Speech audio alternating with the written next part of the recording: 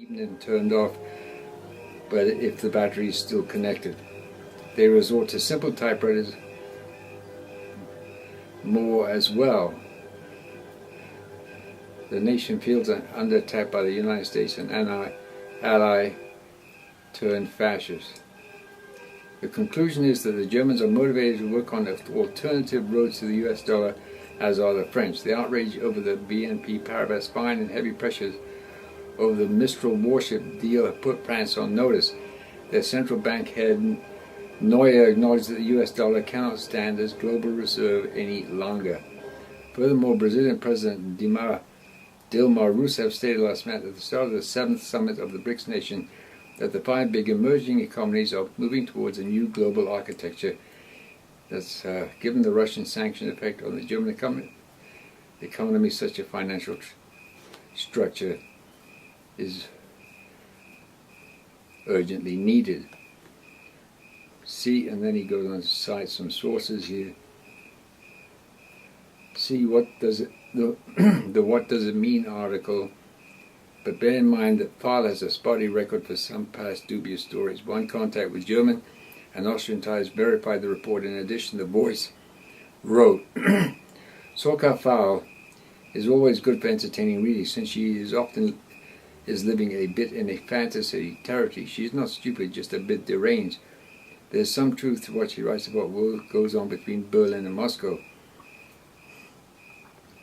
On the website Implode Explode, editor Aaron Crown commented, they have sometimes hysterical approach, but actually their journalism is pretty solid these days.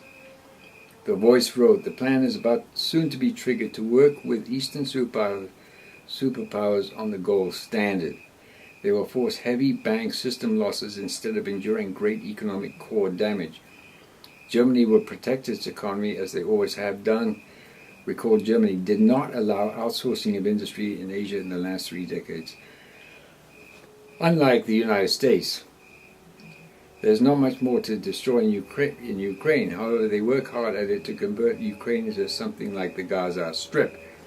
The United States is totally clueless about what is brewing in Western Europe as a major concerted defection is in progress behind the scenes. The US is going to be totally isolated and ignored. Okay, so here's another one. That's the first item. Germany is going to leave the European Union, and the European Union, since the German economy is basically been holding the European Union together. Once Germany leaves, the European Union is over. Simply cannot hold. Now, the United States has avidly funded, now this is really significant, the United States has avidly funded ISIS guerrillas in clandestine manner, bringing them into power. So, the CIA, what I call the black hats in the CIA, funded and have armed the ISIS, the so-called caliphate that is running amok and killing hundreds of thousands of people in Iraq and Syria. And they want to establish actually a Muslim worldwide state worldwide. They're talking about taking over Italy and Spain. Now they're funded by the dark hats, what I call the dark hats in the CIA. So then the same U.S. military, however, it's not the same U.S. military. The U.S. military, there are factions in the U.S. military that oppose what the dark hats in the CIA have been doing. And so that military, what you might call the white hats, initiated a bombing campaign against ISIS, who are funded by the dark hats in the CIA. The fact is that Al-Qaeda, ISIS, and other related organizations function as the Langley, which is the headquarters of the CIA, Arab Legion. They no longer are secretive, Langley assets guerrilla terrorist groups on their payroll. Al-Qaeda is in the open a well-funded and well-supplied strategic group operated by Langley officers. They are used to destabilize and to overthrow monarchies in the name of spreading democracy, often with a conceived perception of security tossed in. When these proxy armies begin to endanger oil production or any other product of the world oligarchy, however, they must be eliminated and the threat they pose neutralized. As stated to the Jackass by Cato, U.S. government and U.S. military source, when the Pentagon regulars are in a hot war with Langley mercenaries, then two U.S.-based armed forces are at war with each other. Think about that. At that time, the heightened risk of impeachment is brought forth. There's not going to be any impeachment. I mean, what are you talking about? Totally bizarre. Obama just does what he's told. You know, he's just a puppet, that's it. He's a glib, well-spoken airhead, right? And he just does what he's told. He's not going to be impeached. I mean, come on.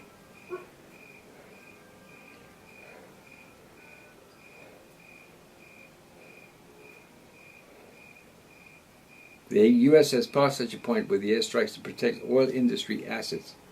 See the Activist Post article. In a phrase, Washington opened the gates of hell in Iraq. Next come the Furies, according to David Stockman. Blowback can be, well, it can be nasty. As agreed by the late critic of the American Empire, Chalmers Johnson, even the acclaimed historical author could not have imagined the depth and degree of blowback coming ferociously towards the U.S. government control rooms. The dubious war on terrorism has come to Langley's front door. Perversely, the Pentagon regulars supplied the Iraqi army with the latest in deadly weapons. You know, the Iraqi army is fighting ISIS, who is supplied by the CIA. The U.S. annexation of Iraq was more an occupation and a horrendous example of failed nation building. It had nothing to do with any kind of nation building. That was just a lot of hot air. The result is the Langley mercenaries, not all Arabs, have engaged the same parties supplied and trained by the Pentagon. The airstrikes are again executed by the Pentagon. We finally have the Pentagon fighting the Langley crowd. To say that the United States is a house divided is a ridiculous understatement. Its military is of two types, one by the U.S. government budget, the other funded by profound illicit narcotic funds, which are laundered through the banks and which keeps the banks alive. You know, the Walking Dead zombie banks are kept alive by narcotics money, drug money laundering furnished by the military, you know, who control 70% of the heroin traffic into the West from Afghanistan. And that's why the U.S. military is in Afghanistan. And nothing to do with any nation building. What a crock of nonsense. Watch for the infamous green zone of Baghdad to come under ISIS attack. See the Stockman Contra Corner article. The real motive was and always was to wreck Iraq, to prevent its internal development, all the while ravaging its resources for Western exploitation, which has been, you know, the modus operandi of the British government prior to that, prior to the American, you know, once the British government fell on its knees and the British Empire was over and done with, then we have the American Empire, which is now over and done with, and we're going to have the Chinese, Russian, Brazilian, Indian Empire. Because all these people have imperialist ambitions. I mean, there's no question about that.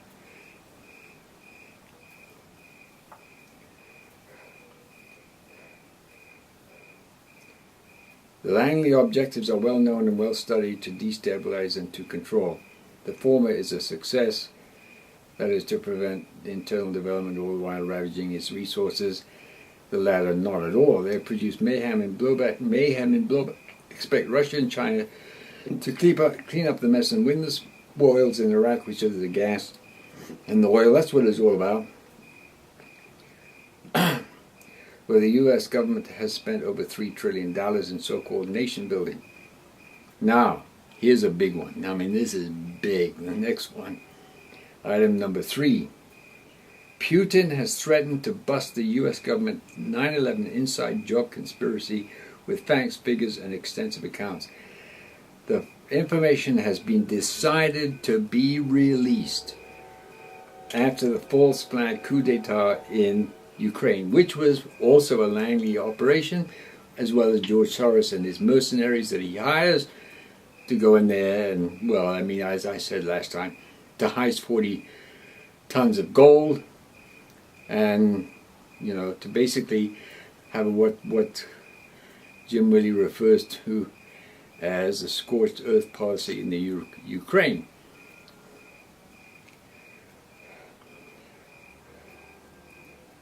The Snowden source is not the only source. On the United States front, the Architects and Engineers group is totally dismantling the absurd, flimsy official U.S. government story. Now, I already have iterated myself how I knew that that was an inside job right the very day it took place, as I was actually watching the footage put out by, well, in our case, we watched it on CBS that fateful morning. The lid is about to come off, just a matter of time, with decisions to make. The big question is whether Americans perceive the message an issue of being deaf, dumb, and blind. Review the analysis towards the official 9/11 conspiracy created by one of the great freedom-minded investigative journalists on the planet, James Corbett. Begin with then Defense Secretary Rumsfeld, bringing attention to the missing $2.2 trillion in defense appropriations over a 20-year period announced the day before 9/11. The information is